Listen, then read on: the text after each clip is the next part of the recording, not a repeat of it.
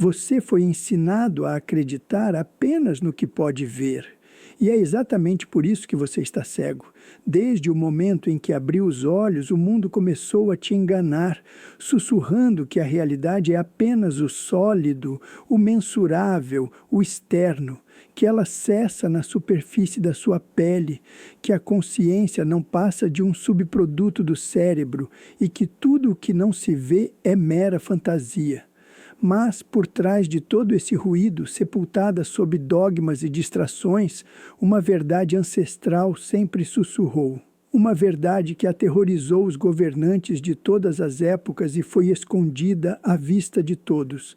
A verdade é esta: o universo não é feito de matéria, é feito de mente, e tudo o que você chama de real é apenas um reflexo de algo invisível.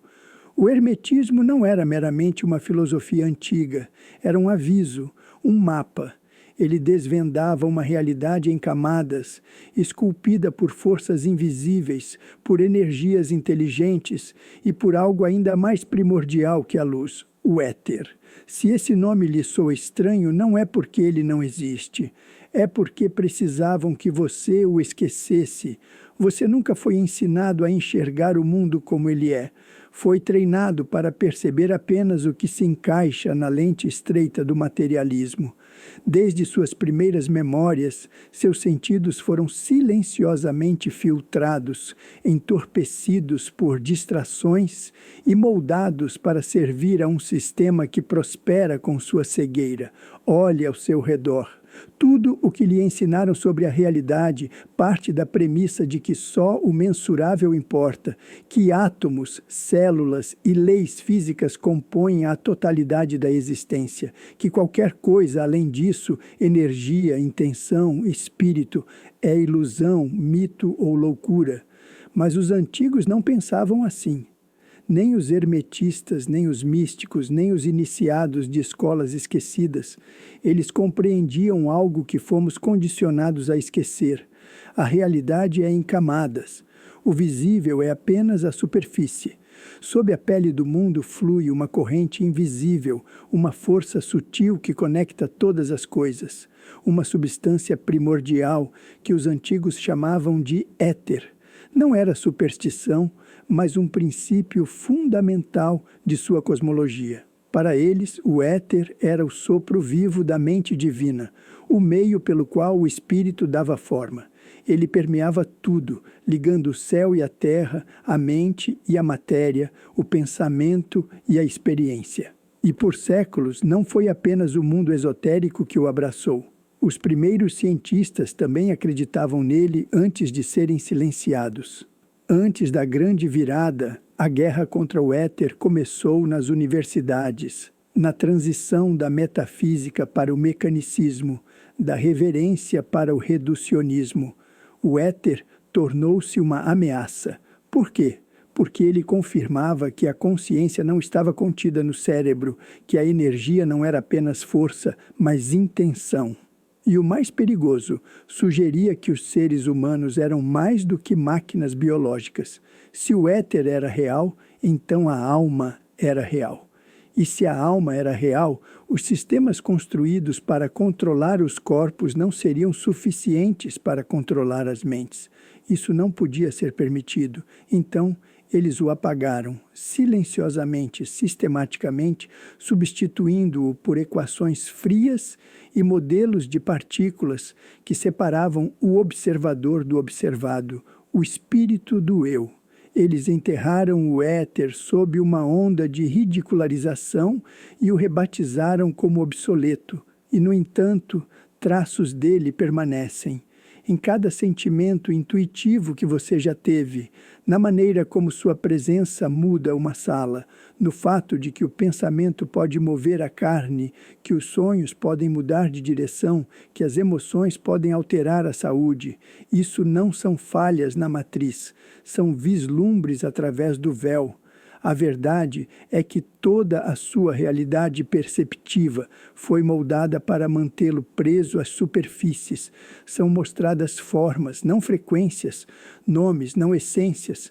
Mas os hermetistas sabiam, eles sabiam que por trás de cada objeto existe uma vibração, e por trás dessa vibração existe a mente, o éter, a ponte entre o que é visto e o que faz com que seja visto.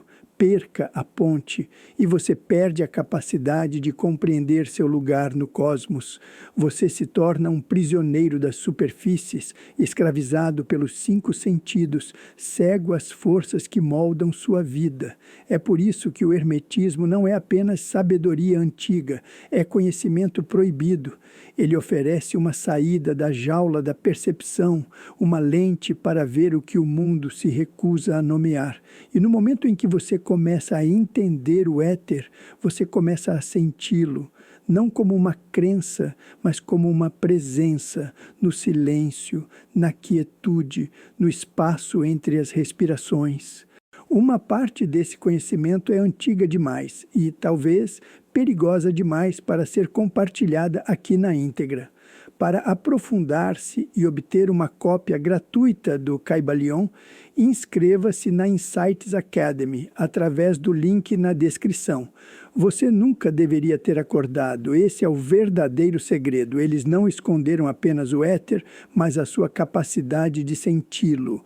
Eles o afogaram com ruído, inundaram seus sentidos com telas e o ensinaram a rir de tudo o que não podia tocar. Mas a piada é deles, porque você está começando a sentir algo agora, não está? Aquela pressão silenciosa por trás dos seus pensamentos, aquele zumbido sutil por trás da sua rotina diária, aquela centelha no canto da sua consciência que sussurra: há mais, muito mais. Nem tudo que o controla usa uniforme ou carrega um distintivo. Algumas das forças mais poderosas que moldam sua vida não são físicas. São invisíveis, ancestrais e intimamente familiares.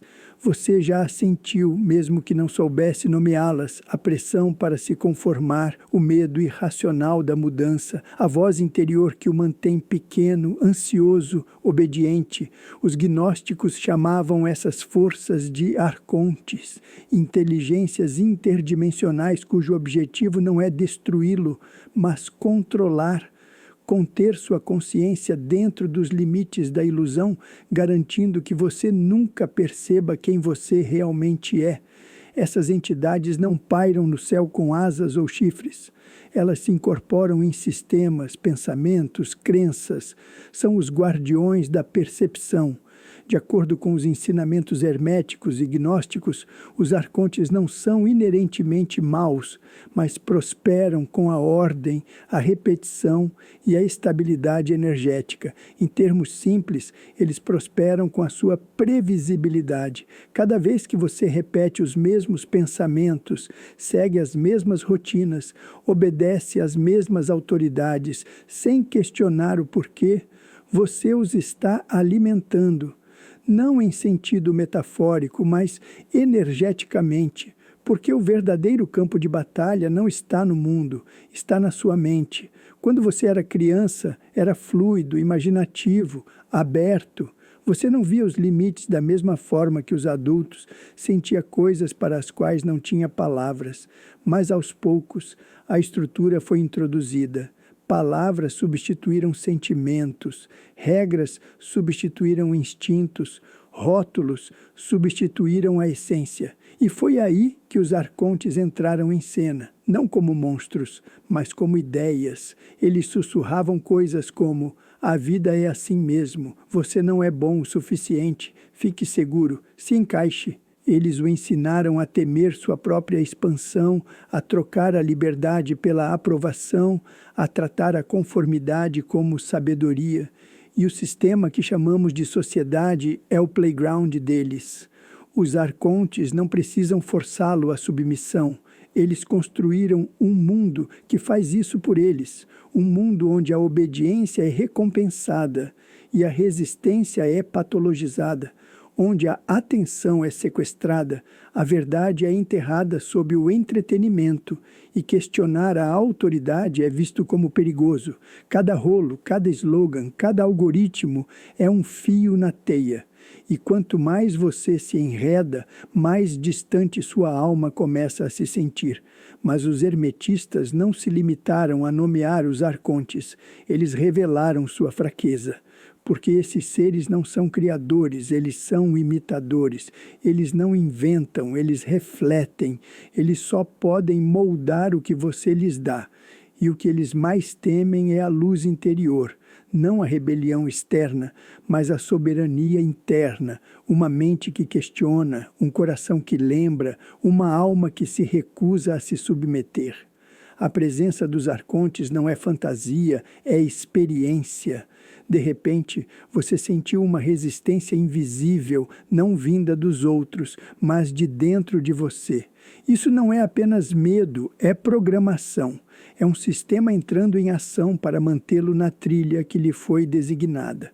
Você não precisa de algemas se sua mente foi condicionada a evitar a porta, mas algo ancestral dentro de você começou a se agitar. Aquele sussurro interior que ficou mais alto ao longo dos anos não é apenas intuição, é uma memória de um tempo em que você não era propriedade de ninguém, quando seus pensamentos eram seus sonhos não eram distorcidos, sua vontade era inquebrável. Os arcontes não podem tocar nessa parte de você, eles só podem distraí-lo para que você não a encontre. E aqui está o que eles não querem que você saiba. Uma vez que você os reconhece, eles perdem o poder. Quando você identifica a voz em sua cabeça que duvida de você, não como sua, mas como um parasita, ela começa a diminuir.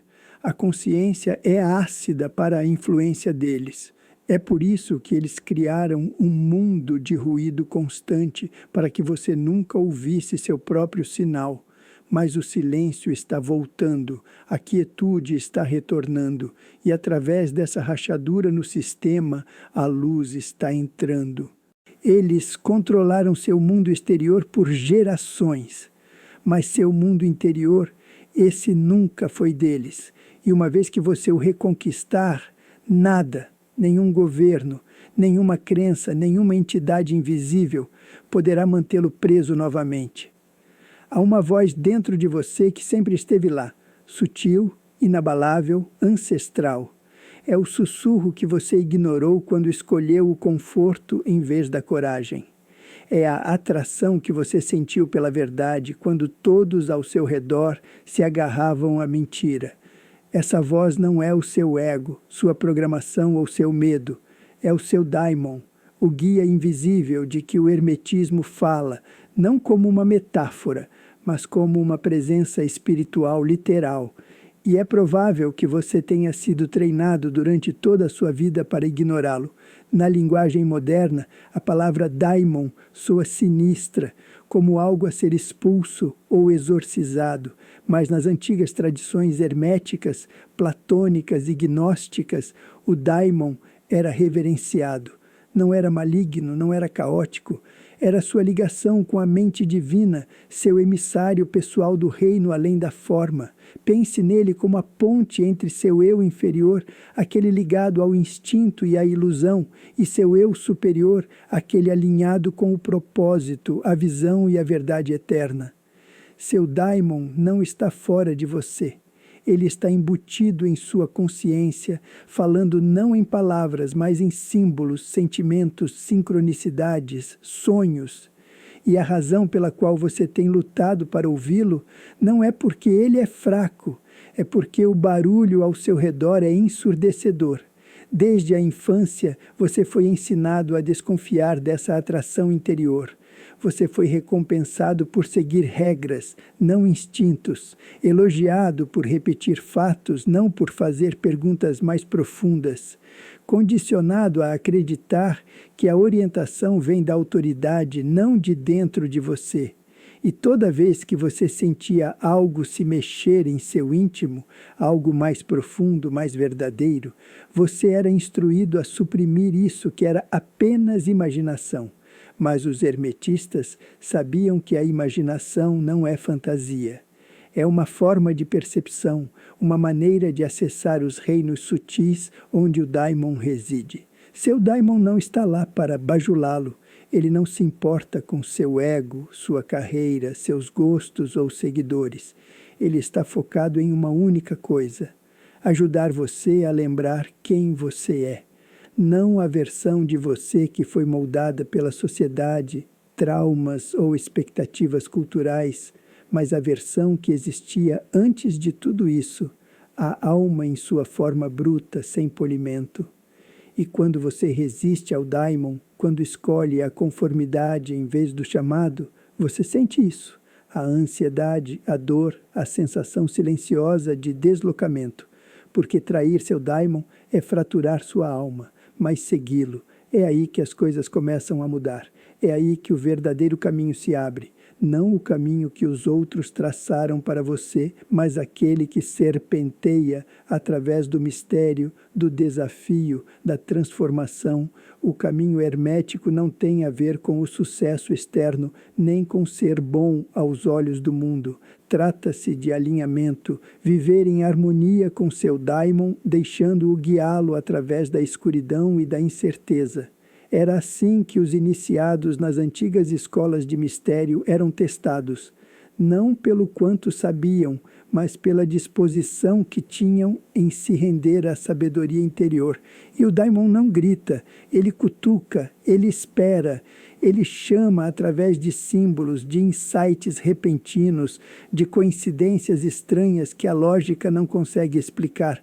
Toda vez que você vê o mesmo padrão numérico, sente uma atração por um livro, conhece uma pessoa que muda sua direção, ele está lá, observando, guiando, não controlando, mas oferecendo. E em um mundo projetado para afogar esse sinal na dúvida, escolher ouvir é um ato radical de rebelião. Você não precisa encontrar seu daimon, ele nunca se foi. Você apenas estava sintonizado na frequência errada. Comece ouvindo não o mundo, mas o espaço entre seus pensamentos. No silêncio, ele fala. E quando você começa a seguir sua orientação, algo surpreendente acontece. As sincronicidades aumentam, a clareza retorna, seu caminho se torna mais nítido. Você não persegue mais o significado, você se lembra dele. E ao fazer isso, você recupera algo que o mundo trabalhou incansavelmente para tirar de você, sua soberania espiritual. Você nunca foi destinado a andar às cegas. Você nunca esteve sozinho em sua busca. O guia que você procurava sempre viveu dentro de você, não um Deus acima, não um guru em mantos, mas um guardião silencioso da verdade, seu daimon. E uma vez que você decide seguir esse chamado, todo o mapa da sua vida começa a se reorganizar em torno de uma inteligência mais profunda, uma inteligência que estava esperando por você o tempo todo. A jornada para a verdade mais profunda começa com um passo simples, a sua atenção. E se o que você ouviu aqui ressoou em sua alma, então a transformação já se iniciou. Para continuar essa jornada, para desvendar camadas ainda mais profundas desse conhecimento que a humanidade buscou por milênios e para ter acesso ao Kybalion de forma gratuita, convido você a se inscrever na Insights Academy através do link na descrição. Lá, o que foi ocultado por séculos aguarda sua descoberta. E se este vídeo do canal Origens Desconhecidas acendeu uma chama dentro de você, deixe-nos saber. Dê um curtir, compartilhe com quem precisa despertar e se inscreva no canal para não perder os próximos passos dessa revelação. A cada interação, fortalecemos essa nova frequência. Lembre-se, o universo está vivo e você é a consciência que o observa. É tempo de despertar seu poder interior.